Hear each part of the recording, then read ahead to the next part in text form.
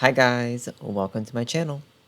So I love the book Red, White, and Royal Blue by Casey McQuiston. So obviously I was very excited when I heard there was going to be a movie adaptation of it.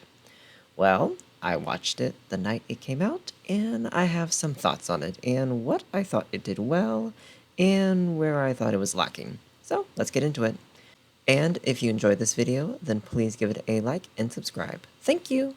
Now, before we get into my thoughts, I will give a very brief summary of what happens in the movie, so if you've already seen it, then feel free to skip to this time in the video. Red, White, and Royal Blue is an adult romantic comedy drama based on the novel of the same name by Casey McQuiston. It follows Alex, son of the United States President, and Henry, a British prince, as they fall in love. After a PR disaster happens at Henry's older brother's wedding, where both guys send a wedding cake crashing on top of themselves, Alex and Henry are forced to do some good PR by seemingly becoming besties overnight, so their countries don't look like idiots in the media or like there's any political tension between the two countries. Neither are happy to do this because they literally can't stand each other at first. However, after being forced together on multiple outings and exchanging private text and emails, they slowly come to be friends and then something more. The two keep their relationship a secret as much as possible because they know the stakes are too high to risk coming out publicly. Alex's mom is running for re-election as president, and the public finding out her son is bi could potentially tank her voter numbers. While the royal family has made it explicitly clear to Henry that they would never support him being gay and would bring hellfire upon him if he actually were and the public found out. So the two keep their romance a secret and mainly keep it over email and meet up at public events whenever possible. As their love grows, however, the worst comes to strike and their emails are hacked and leaked to the public, exposing not only an incredibly high-profile relationship between two of the most powerful countries, but also that two of the most well-known people in the world are queer. The White House does not back down from the scandal and not only confirms that the relationship is real, but that they support Alex and Henry even though this might cost his mom her re-election. The royal family, on the other hand, wants to go into damage control and publicly deny everything and force Henry back into the closet, but he stands up for himself and refuses to let the monarchy dictate his life and hide him anymore. In the end, homophobia is defeated. The British public protest outside Buckingham Palace in support of their prince, and the American public shows up to the polls to re-elect President Claremont, and that's that. Alex and Henry have won, and now they can be out and proud with their love as much as they want. The end. Now then, overall, I really enjoyed this movie and thought it was so fun and cute. It kept a lot of what I really loved about the book and captured the heart and spirit of it, so I'm happy with it. Of course, there were some changes made, so let's talk about it and what I liked/didn't like about them. Hey guys, just popping in real quick after I have almost done finishing the video. Just to give a little bit of clarification on something. Okay. First of all, if you can hear stuff in the background, get over it. I live in Florida. It's a billion degrees outside. Yes, I have like 7 fans running in this house, and I'm still sweating my ass off. So if you hear stuff in the background, get over it. Anyway, just popping in real quick right here to say, um, I did initially record this after one viewing of the movie, so I like wrote the script and recorded this video after I had only seen the movie once, and I want to say why that's important. My first viewing of this movie, I went in viewing it as like an adaptation. I went into it with the expectations of adapting the book.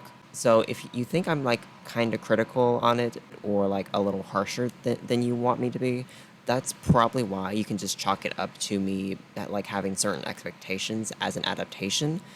But all that to say, I have since then watched the movie again for a second time, and I went into my second viewing of the movie not as like an adaptation of the book, but just taking the movie as is and like what it is on its own. And since then, I have really fallen in love with this movie 10 times more since then. So if you think I'm being a little harsh in this video, just know that this was written and recorded after one viewing of the movie, and on my second viewing of the movie, I have fallen in love with this so much more, quite honestly. And yeah, I love this movie so fucking much, and my love for this movie grows honestly every single day that I keep thinking and have rewatched it since then. So yeah, just wanted to say that. And you will be seeing this again in just a minute, but bye. First, let's recount all the little moments that I love to begin with. Okay, Nora was Mother, just as I knew she would be. The casting director understood the assignment, and the actress especially understood the assignment, because she was so perfect for this role. Oh my gosh. Nora served looks, she gave perfect longtime bestie energy, and she was the right amount of sarcastic and caring. I loved Nora in this movie. And Amy and Zara are also Mother. Like, I like their stories better in the book just because we get more info on them and more time to spend with them, but their time was not wasted in this movie. Those actresses knew they had like 10 minutes tops in this movie, and they both made every second count. Loved both of them.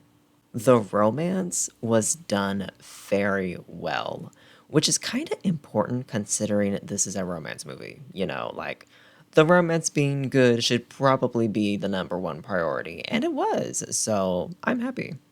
The actors that played Alex and Henry had great chemistry and played off each other very well. I also really felt like they understood the characters and did a great job bringing them to life. I really like them. The guy that played Henry captured his shy sweetness very well, and the guy that played Alex captured his cocky yet passionate personality nicely also. The phone call slash email conversations were shot beautifully. I loved the transitions, the message formatting was fun, but I especially loved how that late night phone call scene was choreographed. Having the two of them look like they're in the same room while they're actually on opposite ends of the world, I love that. Like, just giving the illusion that they could be right next to each other, it looked very cute. It's probably like such a small thing, but it made me smile when that scene played. I really liked that extra touch rather than having the actors be in like separate rooms with a phone to their ears with a squiggly divider line between them, or like constantly cutting back and forth between scenes to both of them. Like, I just the way that that scene was made, I loved it. It was so good. Also, that little Easter egg where they're at the summer house and there's a shot of Alex and Henry reading together in a hammock, and one of them is reading Casey McQuiston's other book, One Last Stop. The yell I let out when I saw that Easter egg was so unserious, but I love that book so much, so I love that they threw it in there somehow. And yes, I want a One Last Stop adaptation too. Something I think this movie actually did better than the book was I could actually believe these two hated each other at the start. Like, I always felt in the book the whole enemies to lovers thing was kind of forced, because not only was the enemy portion very short, but they just didn't feel like they hated each other whatsoever. Here, though, yes, them being enemies is still a little short time wise. However, I really did feel like these two wanted to slit each other's throats to begin with. Part of it was the dialogue, because it felt stronger here than in the book in that section, but part of it was also the acting. Like, the two leads sold that shit. Also, everything in London when they have their darkest hour moment, that part when Henry tries to pull back because he's scared to fall in love, and Alex flies to England to be like, bitch, what's up? I loved that fight. It was so good. Especially that monologue that Henry had about loving and wanting Alex, yet not wanting to exchange a prison of royal life for a prison of political life. Oh, it was so good. The actor played that so emotionally perfect. I was like, damn, he really got me feeling sorry for a freaking prince. Oh my gosh. But also, the museum scene right after that was so sweet. I loved it so much. It's one of my favorite scenes in the book, and they did it justice. It was shot beautifully, the acting was giving, the romance was romancing. Like, yeah, yeah, I love the museum scene so much. Okay, now let's get into some major differences between the book and the movie that I noticed and what I liked and didn't like about the changes made. I'll start with a quick short one and say I'd be curious to know why the filmmakers changed Henry's grandmother, the Queen, into his grandfather, the King. This change doesn't affect the story whatsoever, and I'm not mad about it. Like, I'm just genuinely curious why that change was made. I wonder if in the casting call they opened the role of the monarch to both male and female actors, and that guy was just simply the best that auditioned. I don't know. Also, just popping in real quick to point out another difference between the book and the movie that I noticed, but I kept forgetting to write this into the script. Um, Alex's parents are actually still together in this movie. They are not divorced like they are in the book. And I found that interesting. I would kind of like to know why that change was made, actually. It wasn't anything bad. I actually liked the change, but it does inherently change, his parents' relationship with one another because, in the book they're divorced and they don't really get along, and now here in the movie they are still together, they still love each other, all that kind of stuff. So, it does change their dynamic with one another. And I would be curious to know like why that change was made. Like, it's not a bad change, it's not a good change, it's not a bad change. It's fine, but I am just genuinely curious, like why that change was made. I'm just curious. But yeah, it was just something else that I noticed, like another big difference that I noticed that I didn't write into the script because I kept forgetting about it for some reason. But I just wanted to also point out that change also. So anyway, bye. Now let's move on to more important things that I actually have some thoughts on. What happened to June and Beatrice?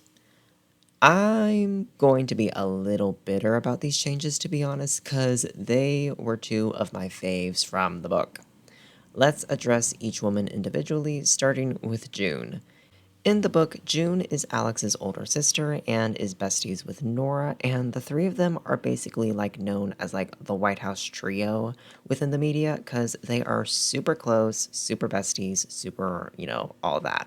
June plays a similar role to Nora, where she's the supportive side character in Alex's life, but they differ in their personalities. Where Nora is more sarcastic, into like facts instead of feelings, and generally has a bit of edge to her, June is more sunny, yet also serious, yet also idealistic, such as like dreaming of becoming a journalist despite never being allowed to because of her mom being president. Now, someone on Twitter did make a good point in saying that June would have basically cluttered the screen because she is a major character yet plays a similar role to Nora, so why not just cut one of them to save runtime?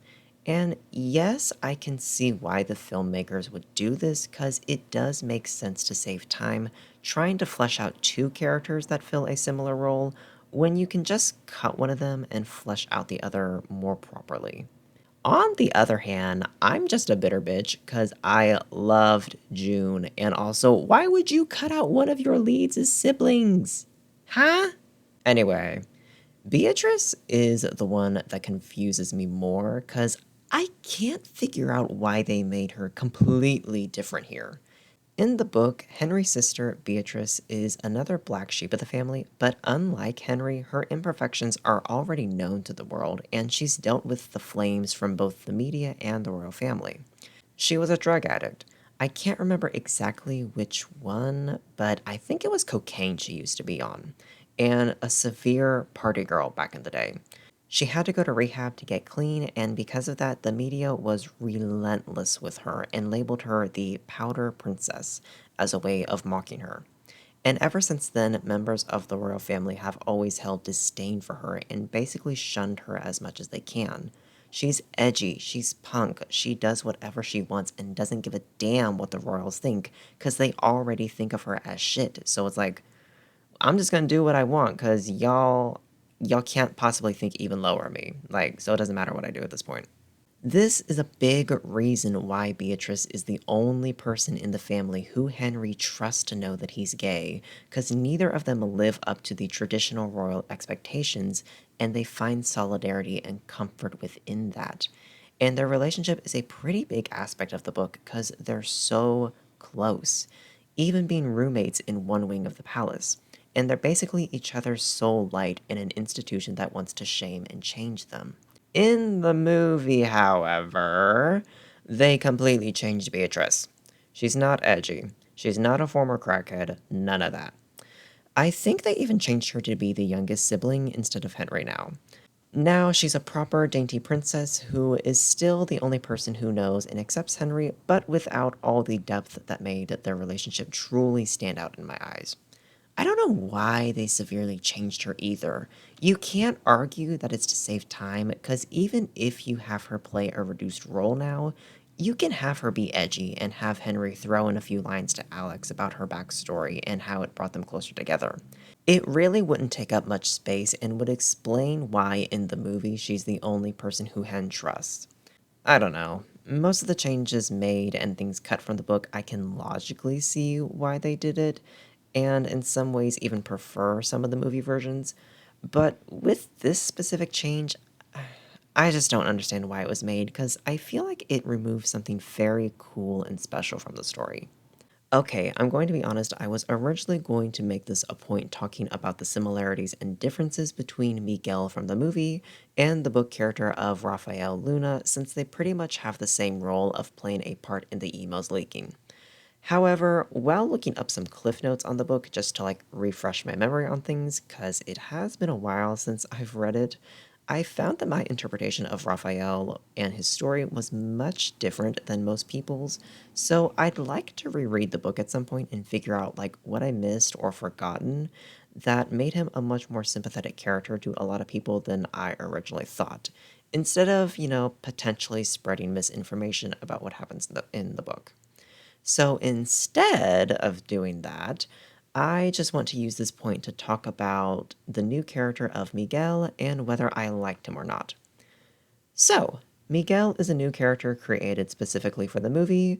He is a journalist and old fling of Alex's who wants to reignite their romance. Alex rejects him multiple times in the movies, and soon Miguel notices Alex and Henry together and puts two and two together that, they're a thing.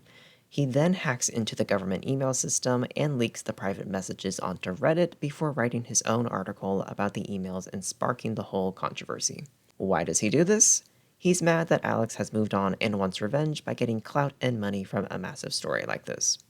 Now, on the one hand, I understand why the filmmakers cut out Raphael and wrote in Miguel, because even without rereading the book and only a few quick refreshers, I still remember that Raphael's story is much more complex, being a senator and close family friend that seemingly betrays the Claremont Diaz's in multiple ways, and involves being a double agent within the government, being a survivor of grooming, and the shadiness of politics overall, especially as a queer person trying to make a career in a system which was literally built to keep us out.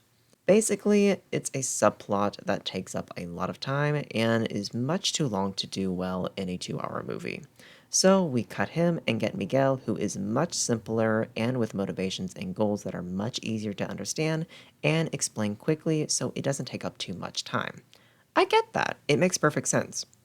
But does that mean I like Miguel? Well, he is a clout chasing dick that is willing to publicly out others for fame and money, so no, fuck him. But as a character, do I like him? I found him a little basic, a little underdeveloped. Kinda generic, but in a non generic way, if that makes sense. At the end of the day, he's just a bitter ex that wants fame and money, so that's nothing special. But I've never seen a bitter ex literally hack into the government and expose their old flame's diary to the whole world, so that's an interesting quirk he has going on. Really, my one big problem with Miguel is how exactly did he hack into the government security system, email stuff? Uh, Like, it's never explicitly confirmed in the movie that he did it, but, like, it's heavily implied that he did. So, like, how? Like, it's never really alluded to in the movie that he has, like, any experience with computers or that he's, like, a computer genius or whatever, or that he, like, knows anybody that can be. So, like, how did he hack into the emails and was able to leak them online?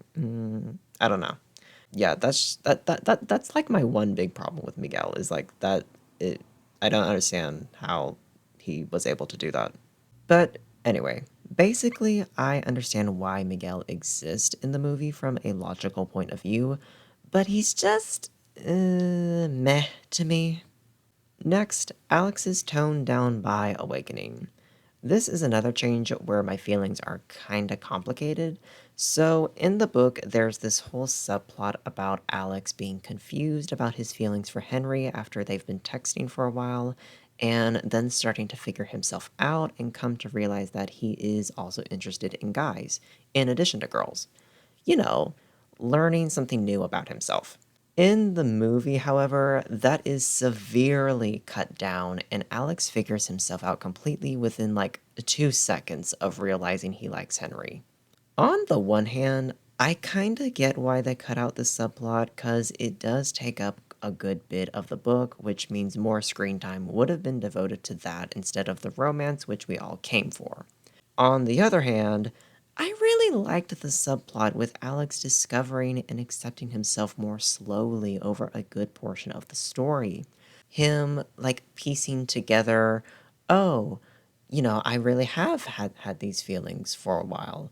It actually makes sense why I was so obsessed with Henry for years. I was kind of projecting my hate because I was so attracted to him for all these years. Oh, now it makes sense why I was kind of doing some stuff with this one guy from high school and, all this kind of stuff, just him like discovering this part about himself more slowly and, coming to accept himself more slowly. I felt like it was a really nice addition to the story, and I'm sad that it got so like watered down for time, honestly. Like it really was watered down, and I'm really sad about that. Also, I will say this, I actually kind of thought originally he had already come to terms with his sexuality before the events of the movie, because his awakening happens within the blink of an eye. And also, he's been with Miguel before. Like, I don't know. Kind of disappointed with that whole aspect being cut down. Yeah, I was kind of disappointed in that. And finally, the last, like, major difference, Henry's POV slash lore. This is basically 2 points combined into one because they deal with very similar things and they're both short. First off, I love that we got some scenes from Henry's POV. That was always something that kind of bothered me about the book is how it's always told from Alex's point of view and we never get Henry's side of things. In the movie, we do get some scenes with just him and his inner circle of people where Alex is like nowhere in sight. Like that scene of him and Bee walking through the garden talking about everything going on.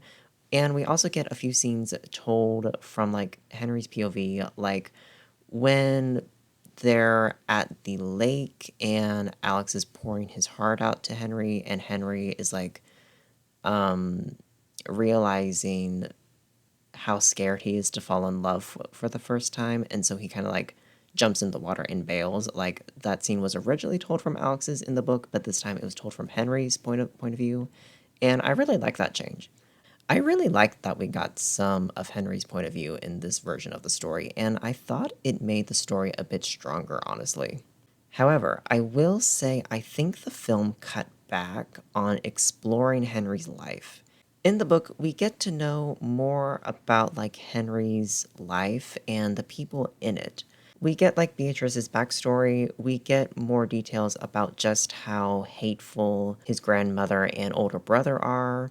We actually get to see his mother, who was cut from this movie entirely, except for like one line saying that she's off somewhere else in the world. But like in the book, she's actually here and fighting for her son. So, we get stuff like that. And we also get a lot more of like how the people in his life and everything surrounding it and his upbringing and everything, has affected Henry and plays into why he's scared to fall for and commit to Alex, because he's scared of what the media, but more especially what his family will do to him for not living up to the perfect prince image. And, like, just a lot of that was cut out. It wasn't like entirely cut out from the movie, but it was so watered down to just like a few lines here and there. Just like a few lines of quick, like, oh yeah, my brother's homophobic. Oh yeah, my grandfather's homophobic. Oh yeah, my sister is the only one that supports me. Just like stuff like that. It's more quick, it's more watered down. I just felt like we didn't explore those elements as well as we could have, especially since we weren't tied to just being in Alex's head this time. Like we actually had the opportunity to be in Henry's POV, and we did take it a few times, but we didn't fully use that opportunity to its, best extent, in my opinion, honestly. With all that being said, to be honest, a big takeaway I get is that I wish this had been a TV show instead of a movie. I really, really do. I would have watched like a 10 to 15 episode, show about this. Yeah, it should have been a TV show. That way, we could have had time to include all the cut content that plays a role into making this book so special for a lot of people, myself included. So, in that way, I think this could have been a much better adaptation. But if you haven't read the book and just go into it with no expectations whatsoever, it's honestly a really great rom com with a cool concept and lots of things to love about it. I will say this is kind of why I prefer to watch a movie slash show first and then read the book it's based off of, because that way I don't go into the adaptation noticing like how many things are different. But hey, that's just a me thing. Overall, I honestly really enjoyed this movie. Yes, there are things that the book does better in my opinion, but I understand why a lot of the changes were made, and it's a really good movie. It's cute, it's fun, it's got lots of emotion, the acting is great, the cinematography is good, and it's pretty creative at parts. And I didn't find it cliche, which is always a plus. I've heard speculation that there could be a sequel, maybe, maybe not. And while there is no second book to base another movie on, I would 100% support that and be here for it. Like, I would definitely watch another movie. You know what?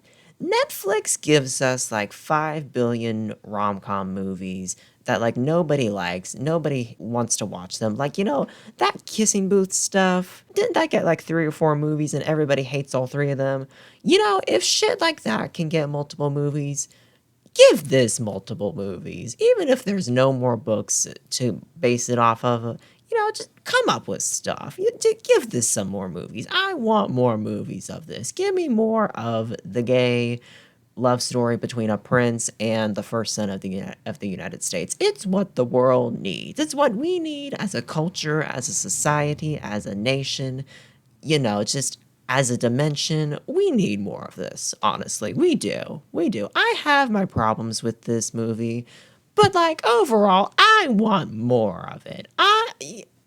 After this, I'm probably going to go rewatch it, honestly. I will, because I really liked it. I did. But after that rant, that's it from me. If you enjoyed this video, then please give it a like and subscribe to my channel, as I make videos covering books, shows slash movies, and occasionally games.